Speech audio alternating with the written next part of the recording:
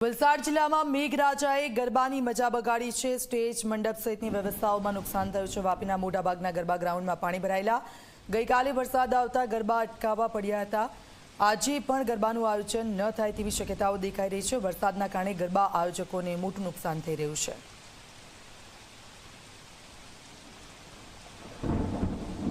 જે પ્રમાણે આગાહી કરી હતી તે આગાહી મુજબ જ ગઈકાલ રાતથી વલસાડ જિલ્લામાં ભારે વરસાદ વરસી રહ્યો છે।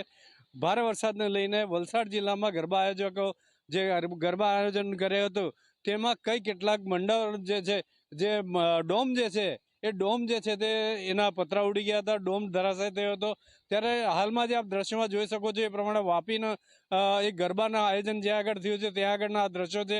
હાલમાં મેદાનમાં સંપૂર્ણ પ્રમાણે પાણી ભરાઈ ચૂક્યું છે અને ક્યાંક ને ક્યાંક ખેલૈયાઓમાં અને ગરબા આયોજકોમાં ચિંતાનો માહોલ દેખાઈ રહ્યો છે કે જે પ્રમાણે હાલત આજે વરસાદની જે છે તેના પ્રમાણે લાગી રહ્યું છે કે આજે પણ હજી વરસાદ થવાની સંભાવના ખૂબ જ ઓછી છે।